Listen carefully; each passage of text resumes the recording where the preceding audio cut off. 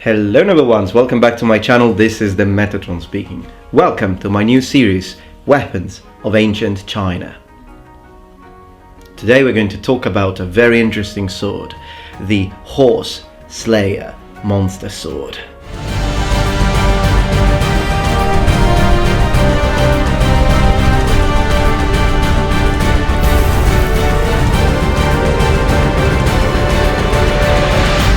Alright then, welcome back. As you can see, I've got a lot of series going on lately. I mean, I've got the scrolls from Miyamoto Musashi, and I strongly suggest you to watch it because this series is really good. It's really good. Perhaps if you see the thumbnail, maybe it doesn't look very nice, but if you look at the video, the wind scroll teaching from Miyamoto Musashi, believe me, it's a good video. It's a good video. Just leave a link in the description below and at the end of this video. But today I would like to talk about weapons of ancient China. This video was inspired by one of you, and he asked me to talk about the Zanbato. The thing is though, that this person asked me to talk about the Zanbato, but I'm talking about the Jamadao. Are these the same weapon? Sort of. Let me explain it for you. One thing that needs to be understood that is very important is that many of the weapons and styles of combat, society, religion, philosophy, social government, loads of different aspects of Japanese society come from China. The Japanese did copy a lot of things from China, including the characters they use. The writing system, the kanji, is nothing more than an adaptation of original Chinese glyphs. So even within the world of martial art, we do see that many of Japanese martial arts have been influenced, or at least the Japanese were inspired from the Chinese version, from the Chinese originals. They took inspiration and then they changed them. So you can still see that the basis comes from China, but it's a Japanese adaptation. A similar concept happens with swords. Now, Zanbato is the Japanese pronunciation of the three characters which in Chinese are pronounced Zhanmadao. And for those of you who know Mandarin Chinese, please remember that when you have two third tones, you don't fully pronounce them, but the first one of the two will change into a second tone. So you don't say Zhanma, but you say Jamadao. So the original sword is Chinese, and one of the people who asked me to talk about this sword, although they asked me to talk about the Zanbato, and I'll tell you in a minute what the difference is, they gave me a link to a Wikipedia article, but the Wikipedia article was indeed wrong, because the Wikipedia article talks about this sword as a Japanese sword which originates from a Chinese original sword, which is the Jamadao, but then they say that it's a Song dynasty or Song dynasty sword. No. So that's the first thing we need to say. Yes, the Zanbato is the Japanese pronunciation of these characters, but the Chinese sword, although it was used during the Song dynasty, as far as the dates are concerned, we're talking from 906 to 1279. So 906 to 1279. This is the Song dynasty. But the sword was mentioned, and I did remember that I did read it when I was at university because I was already interested in weaponry, but now I just went back to look it up and just had a look at, browsed through my old university books, and I found that the Jamadao as a sword is already mentioned in the book of the Han. So we're talking about the Han dynasty or Han Chao. And for those of you who don't remember Chinese dynasties and the era that we're talking about, when we say Han dynasty, we're talking about 206 BC to 220 AD. The sword was already mentioned and was already in use at the time, so much more ancient. So what is this sword ultimately? Well, it's a very big sword, and the characters are telling us, as we said in yesterday's videos, the characters are giving us an idea on the field of usage, or field of application of this sword. So the first character, Jan, or Zan in Japanese, or Kiru in Kunyomi in Japanese, means to cut or to chop.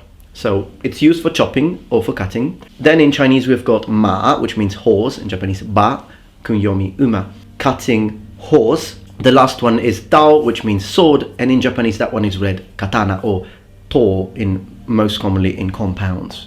So a sword used for cutting horses. So an anti-cavalry sword, very much like the Nodachi. Or should we say that our beloved Nodachi is a version and a Japanese adaptation of the original Chinese weapon. So we find that this concept of using a massive sword to cut down cavalry with your infantry is a concept that was not invented in Japan, but was invented in China, and it's much more ancient than the Muromachi period, when these were most commonly used in Japan. Now, yesterday I did say that when we find this character here, most of the times when we talk about swords, we are talking about single-edged swords. But in the case of Zhanmadao in China, yes, when we reach the Song dynasty, these are single-edged swords. But when we talk about the original ancient version during the Han dynasty, then they were double-edged. So the sword has received an evolution during time, throughout time, which again is a very similar concept in Japan. We do know the original pre-samurai era swords in Japan were double-edged, were straight, and so they change with time. But what are the difference then between a Chinese Zhanmadao and a Japanese Nodachi or Odachi? They are different. So sometimes people get confused. They talk about Zanbato, so the Japanese pronunciation of these characters, and they refer to the Nodachi or the Odachi. But that I wouldn't do, personally. I wouldn't condone such usage, because when you think of the original continental China sword, then it is different from an Odachi, because the construction is different, particularly the blade, because the blade only has a curve at the end, okay, but it's quite straight, whereas as far as the body of the blade is concerned, whereas the Japanese sword, the Nodachi or the Odachi, the Japanese versions of this concept of long swords used for cutting down cavalry, is curved the whole way, as it's adapting to the Japanese usage, to the Japanese version. So is a Nodachi a Zanbato? Not really. Technically it's not. It's a different word, it's a different sword which originated and from the Chinese Jamadao. So we could say that the Jamadao is the forefather of the Japanese Nodachi, but they are ultimately two different swords. The field of application, though, is very similar. We understand that they were both used for cutting down cavalry. So the first question should be, why using a sword for cutting down cavalry when you have already your troops using polearms? Wouldn't it be much more effective to just use yari, or to use naginata, or to use the Chinese versions of spears?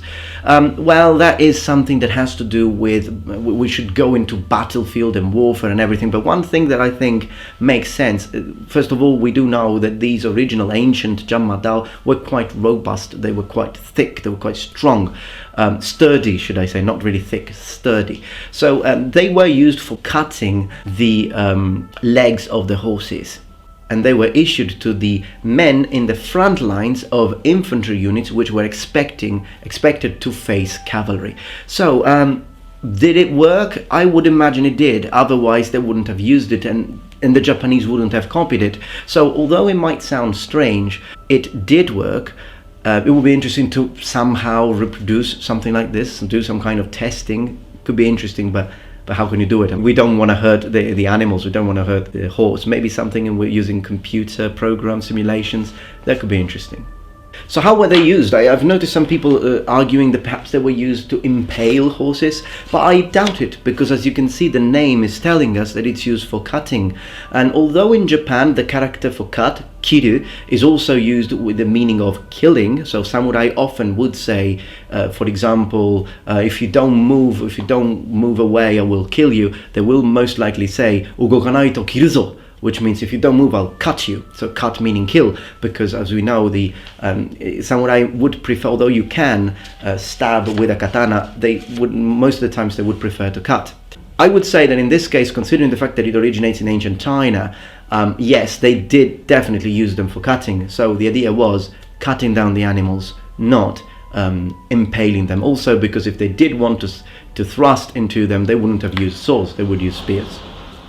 Eventually, both the all polearms and all very long weapons, so Nodachi, Odachi, Naginata, Nagamaki is again an evolution of the original Jamadao, because the sort of handle and hilt, the way it was constructed, was actually more similar to a Nagamaki than it would be to a Nodachi in certain cases, particularly the ancient version. So again, Nagamaki is a branch of from the original Jamadao.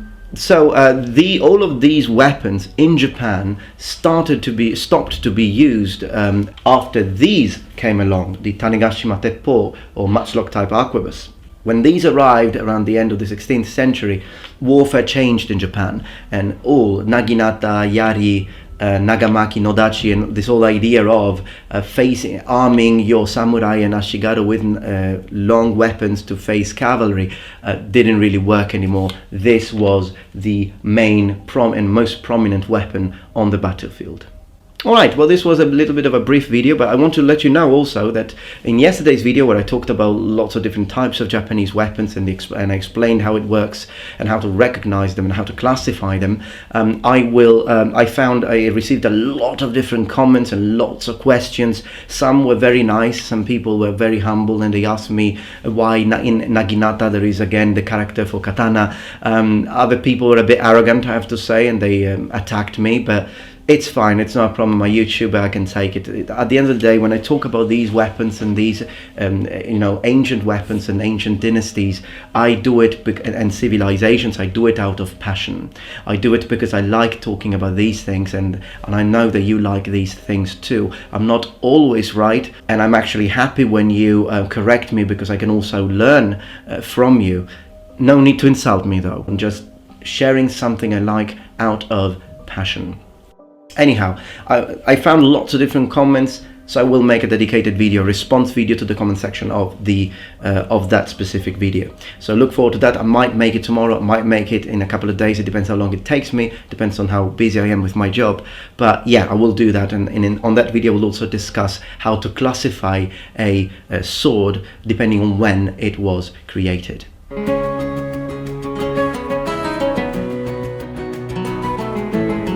Alright then, I hope that you enjoyed this video. If you did, please remember thumbs up and subscribe to my channel for more content from the Metatron. Let me know, are you more interested into the Nodachi, or are you more interested and intrigued by the original Chinese Zhanmadao? Well, let me know in the comments below.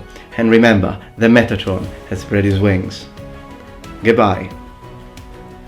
再见。撃て！